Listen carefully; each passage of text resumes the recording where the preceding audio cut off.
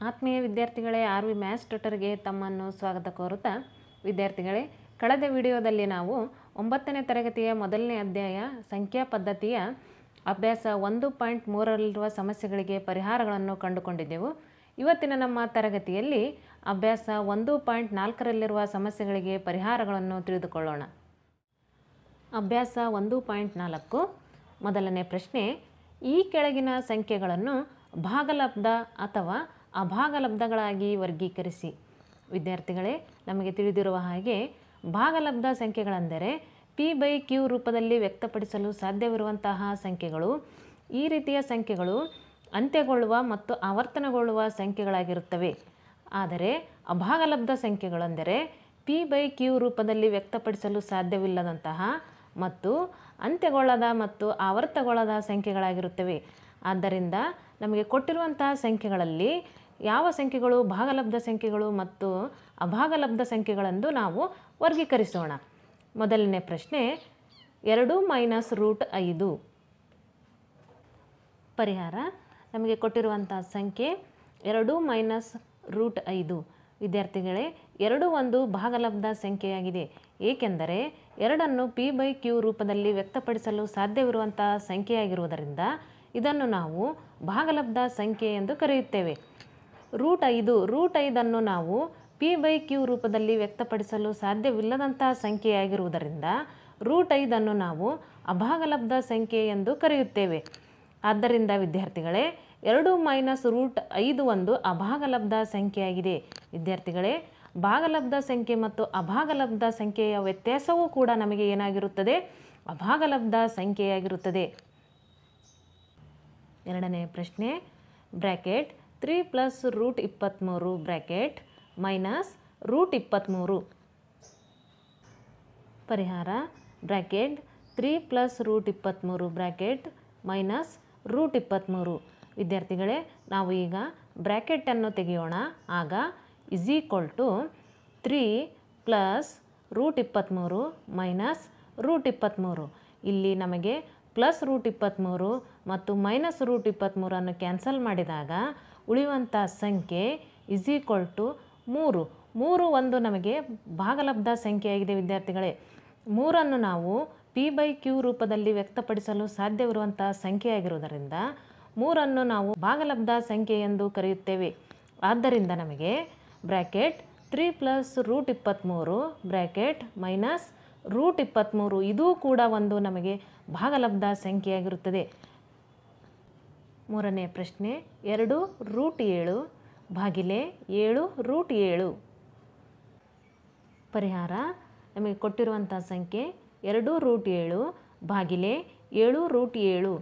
ವಿದ್ಯಾರ್ಥಿಗಳೇ, ಇಲ್ಲಿ √7 ಮತ್ತು √7 ನಮಗೆ ಇರುವುದರಿಂದ = 2√7 / 7√7. √7 ಕ್ಯಾನ್ಸಲ್ ಆಗುತ್ತದೆ. ಆದ್ದರಿಂದ ಉಳಿಯುವಂಥ ಸಂಖ್ಯೆ = 2/7. ವಿದ್ಯಾರ್ಥಿಗಳೇ, ಈ ಸಂಖ್ಯೆಯನ್ನು ಗಮನಿಸಿದಾಗ ಇದು P/Q ರೂಪದಲ್ಲಿರುವಂತಹ ಸಂಖ್ಯೆಯಾಗಿರುವುದರಿಂದ ಇದನ್ನು ನಾವು ಭಾಗಲಬ್ಧ ಸಂಖ್ಯೆ ಎಂದು ಕರೆಯುತ್ತೇವೆ. ಆದ್ದರಿಂದ 2√7 / 7√7 ಇದು ಒಂದು ಭಾಗಲಬ್ಧ ಸಂಖ್ಯೆಯಾಗುತ್ತದೆ. ನಾಲ್ಕನೇ ಪ್ರಶ್ನೆ, 1/√2. ಪರಿಹಾರ, ನಮಗೆ ಕೊಟ್ಟಿರುವಂಥ ಬೆಲೆಗಳು 1/√2. ವಿದ್ಯಾರ್ಥಿಗಳೇ, ಒಂದು ಭಾಗಲಬ್ಧ ಸಂಖ್ಯೆಯಾಗುತ್ತದೆ, ಏಕೆಂದರೆ ಇದನ್ನು ನಾವು P/Q ರೂಪದಲ್ಲಿ ವ್ಯಕ್ತಪಡಿಸಲು ಸಾಧ್ಯವಿರುವಂಥ ಸಂಖ್ಯೆಯಾಗಿರುವುದರಿಂದ ಒಂದು ಭಾಗಲಬ್ಧ ಸಂಖ್ಯೆಯಾಗುತ್ತದೆ. √2 ಅಭಾಗಲಬ್ಧ ಸಂಖ್ಯೆ. √2ಅನ್ನು ನಾವು P/Q ರೂಪದಲ್ಲಿ ವ್ಯಕ್ತಪಡಿಸಲು ಸಾಧ್ಯವಿಲ್ಲದಂತಹ ಸಂಖ್ಯೆಯಾಗಿರುವುದರಿಂದ √2ಅನ್ನು ನಾವು ಅಭಾಗಲಬ್ಧ ಸಂಖ್ಯೆ ಎಂದು ಕರೆಯುತ್ತೇವೆ. ಆದ್ದರಿಂದ ವಿದ್ಯಾರ್ಥಿಗಳೇ, 1/√2 ಇದು ಒಂದು ಅಭಾಗಲಬ್ಧ ಸಂಖ್ಯೆಯಾಗುತ್ತದೆ. ಭಾಗಲಬ್ಧ ಸಂಖ್ಯೆ ಮತ್ತು ಅಭಾಗಲಬ್ಧ ಸಂಖ್ಯೆಯ ಭಾಗಾಕಾರವೂ ಕೂಡ ನಮಗೆ ಅಭಾಗಲಬ್ಧ ಸಂಖ್ಯೆಯಾಗಿರುತ್ತದೆ. ಐದನೇ ಸಮಸ್ಯೆ, 2π. ಪರಿಹಾರ, ನಮಗೆ ಕೊಟ್ಟಿರುವಂಥ ಸಂಖ್ಯೆ 2π. 2 ಒಂದು ಭಾಗಲಬ್ಧ ಸಂಖ್ಯೆಯಾಗಿದೆ. ವಿದ್ಯಾರ್ಥಿಗಳೇ, ಏಕೆಂದರೆ 2ಅನ್ನು ನಾವು P/Q ರೂಪದಲ್ಲಿ ವ್ಯಕ್ತಪಡಿಸಲು ಸಾಧ್ಯವಿರುವಂತಹ ಸಂಖ್ಯೆಯಾಗಿರುವುದರಿಂದ 2ಅನ್ನು ಭಾಗಲಬ್ಧ ಸಂಖ್ಯೆ ಎಂದು ಕರೆಯುತ್ತೇವೆ. ಪೈ ಒಂದು ಅಭಾಗಲಬ್ಧ ಸಂಖ್ಯೆಯಾಗಿದೆ, ಏಕೆಂದರೆ ಇದು ಅಂತ್ಯಗೊಳ್ಳದಂತಹ ದಶಮಾಂಶ ವಿಸ್ತರಣೆಯನ್ನು ಹೊಂದಿರುವುದರಿಂದ ಪೈ ಒಂದು ಅಭಾಗಲಬ್ಧ ಸಂಖ್ಯೆಯಾಗಿದೆ. ಆದ್ದರಿಂದ ನಮಗೆ 2 ಪೈ ಇದು ಒಂದು ಅಭಾಗಲಬ್ಧ ಸಂಖ್ಯೆಯಾಗುತ್ತದೆ. ಭಾಗಲಬ್ಧ ಸಂಖ್ಯೆ ಮತ್ತು ಅಭಾಗಲಬ್ಧ ಸಂಖ್ಯೆಯ ಗುಣಾಕಾರವೂ ಕೂಡ ನಮಗೆ ಅಭಾಗಲಬ್ಧ ಸಂಖ್ಯೆಯಾಗಿರುತ್ತದೆ. ಎರಡನೆಯ ಪ್ರಶ್ನೆ, ಈ ಕೆಳಗಿನ ಉಕ್ತಿಗಳನ್ನು ಸಂಕ್ಷೇಪಿಸಿ. ಮೊದಲನೇ ಸಮಸ್ಯೆ, ಬ್ರ್ಯಾಕೆಟ್ 3 + √3 ಬ್ರ್ಯಾಕೆಟ್ 2 + √2 ಬ್ರ್ಯಾಕೆಟ್.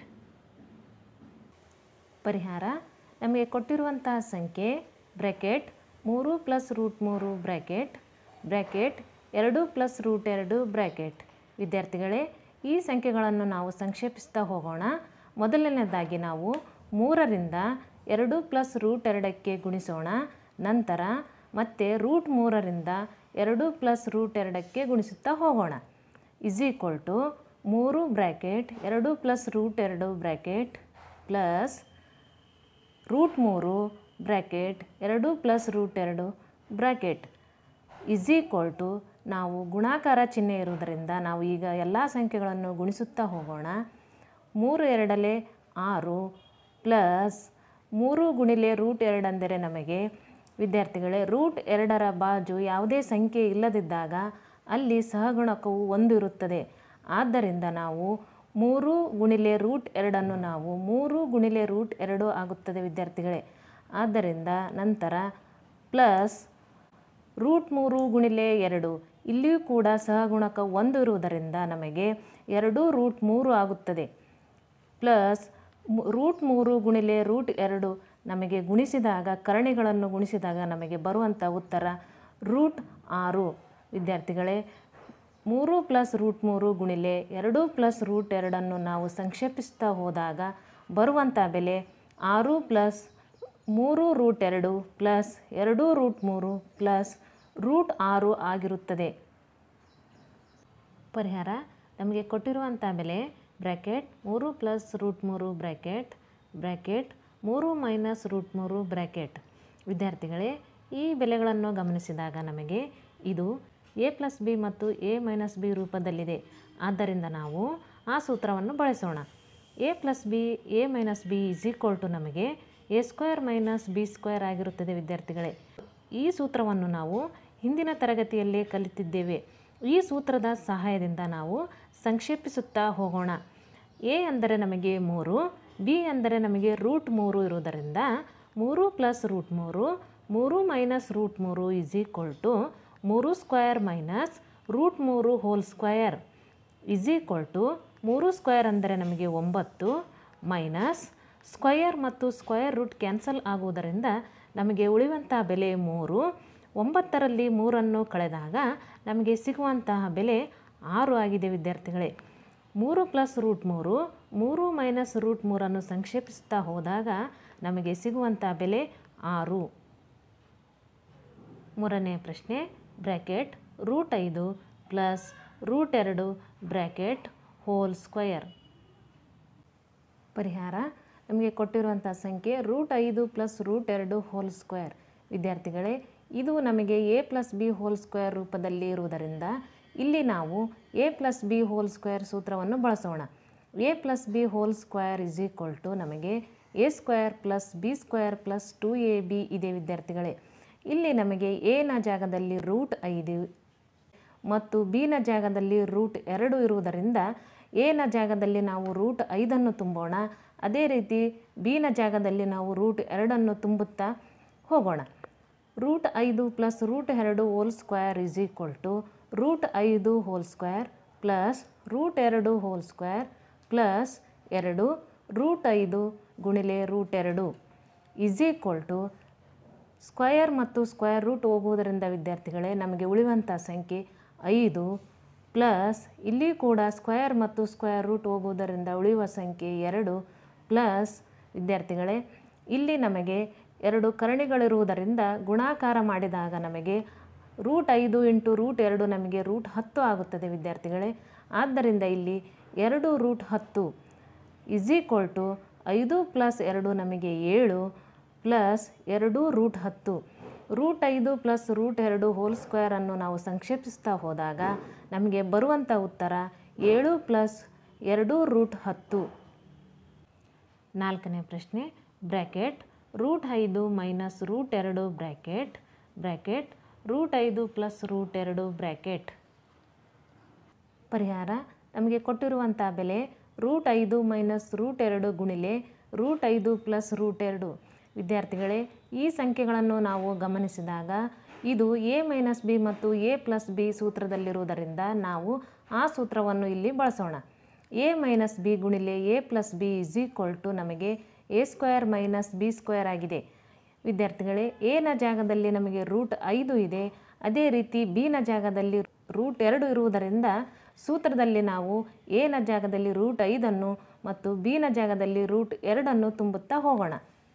√5 ಮೈನಸ್ √2 ಗುಣಿಲೆ √5 ಪ್ಲಸ್ √2 ಇಸ್ ಈಕ್ವಲ್ ಟು ನಮಗೆ √5 whole square minus √2 whole square is equal to square ಮತ್ತು ಸ್ಕ್ವೇರ್ ರೂಟ್ ನಮಗೆ ಕ್ಯಾನ್ಸಲ್ ಆಗುವುದರಿಂದ ಉಳಿಯುವಂಥ ಬೆಲೆ 5 ಮೈನಸ್ ಇಲ್ಲಿ ಕೂಡ ಸ್ಕ್ವಯರ್ ಮತ್ತು ಸ್ಕ್ವೇರ್ ರೂಟ್ ಕ್ಯಾನ್ಸಲ್ ಆಗುವುದರಿಂದ ಉಳಿಯುವಂಥ ಬೆಲೆ 2 ಇಸ್ ಈಕ್ವಲ್ ಟು 5 ಮೈನಸ್ 2 ನಮಗೆ 3 ದೊರೆಯುತ್ತದೆ. ವಿದ್ಯಾರ್ಥಿಗಳೇ √5 ಮೈನಸ್ √2 ಗುಣಿಲೆ √5 ಪ್ಲಸ್ √2 ನಾವು ಸಂಕ್ಷೇಪಿಸ್ತಾ ಹೋದಾಗ ನಮಗೆ ಬರುವಂಥ ಬೆಲೆ 3. 3ನೇ ಪ್ರಶ್ನೆ ಪೈ ಅಂದರೆ ಒಂದು ವೃತ್ತದ ಪರದಿ ಸಿ ಮತ್ತು ವ್ಯಾಸ ಡಿ ದ ಅನುಪಾತ ಎಂಬುದನ್ನು ಸ್ಮರಿಸಿಕೊಳ್ಳಿ. ಎಂದರೆ pi is equal to C ಭಾಗಿಲೆ ಡಿ. ಇದು ಪೈ ಒಂದು ಅಭಾಗಲಬ್ಧ ಸಂಖ್ಯೆ ಎಂಬುದಕ್ಕೆ ವಿರೋಧವಾಗಿರುವಂತೆ ಕಾಣುತ್ತದೆ. ಈ ವಿರೋಧಾಭಾಸವನ್ನು ನೀವು ಹೇಗೆ ಪರಿಹರಿಸುವಿರಿ? ಪರಿಹಾರ pi is equal to C ಭಾಗಿಲೆ ಡಿ. ವಿದ್ಯಾರ್ಥಿಗಳೇ, ಪೈ ಅಂದರೆ ಇದು ಒಂದು ಅಭಾಗಲಬ್ಧ ಸಂಖ್ಯೆಯಾಗಿದೆ. ಸಿ ಅಂದರೆ ನಮಗೆ ಸರ್ಕಂಫರೆನ್ಸ್ ಅಂದರೆ ವೃತ್ತದ ಪರದಿ, ಡಿ ಅಂದರೆ ಡಯಾಮೀಟರ್ ಅಂದರೆ ವೃತ್ತದ ವ್ಯಾಸ. ವೃತ್ತದ ವ್ಯಾಸದಿಂದ ನಾವು ವೃತ್ತದ ಪರದಿಗೆ ಭಾಗಿಸಿದಾಗ ನಮಗೆ ಪೈನ ಹತ್ತಿರದ ಭಾಗಲಬ್ಧ ಸಂಖ್ಯೆ ದೊರೆಯುತ್ತದೆ. ವಿದ್ಯಾರ್ಥಿಗಳೇ, ಆ ಸಂಖ್ಯೆಯು ಪೈನ ಹತ್ತಿರದ ಬೆಲೆಯಾಗಿರುವುದರಿಂದ ಇದರಲ್ಲಿ ವೈರುಧ್ಯತೆ ಇಲ್ಲ. ಅಳತೆ ಪಟ್ಟಿಯಿಂದ ಅಥವಾ ಬೇರೆಯ ಉಪಕರಣದಿಂದ ಉದ್ದವನ್ನು ಅಳತೆ ಮಾಡಿದಾಗ ನಮಗೆ ಸಮೀಪದ ಭಾಗಲಬ್ಧ ಬೆಲೆ ದೊರೆಯುತ್ತದೆ ಎಂದು ನೆನಪಿಸಿಕೊಳ್ಳಿ. ಆದ್ದರಿಂದ ಸಿ ಭಾಗಲಬ್ಧ ಸಂಖ್ಯೆಯು ಅಥವಾ ಅಭಾಗಲಬ್ಧ ಸಂಖ್ಯೆಯು ಎಂದು ನಿರೂಪಿಸಲಾಗುವುದಿಲ್ಲ. ವಿದ್ಯಾರ್ಥಿಗಳೇ, ಇವತ್ತಿನ ನಮ್ಮ ವಿಡಿಯೋದಲ್ಲಿ ಅಭ್ಯಾಸ 1.4ರಲ್ಲಿರುವ ಪ್ರಶ್ನೆ ಸಂಖ್ಯೆ 3ರವರೆಗೆ ಸಮಸ್ಯೆಗಳಿಗೆ ಪರಿಹಾರಗಳನ್ನು ಕಂಡುಕೊಂಡಿದ್ದೇವೆ. ಮುಂದಿನ ತರಗತಿಯಲ್ಲಿ ಉಳಿದ ಸಮಸ್ಯೆಗಳಿಗೆ ಪರಿಹಾರಗಳನ್ನು ತಿಳಿದುಕೊಳ್ಳೋಣ. ಈ ವಿಡಿಯೋ ನಿಮಗೇನಾದರೂ ಇಷ್ಟವಾದರೆ ಒಂದು ಲೈಕ್ ಮಾಡಿ, ನಿಮ್ಮ ಫ್ರೆಂಡ್ಸ್ಗೂ ಕೂಡ ಶೇರ್ ಮಾಡಿ. ನೀವೇನಾದರೂ ಹೊಸಬರಾಗಿದ್ದರೆ ನಮ್ಮ ಚಾನಲನ್ನು ಸಬ್ಸ್ಕ್ರೈಬ್ ಮಾಡಿ. ಧನ್ಯವಾದಗಳು.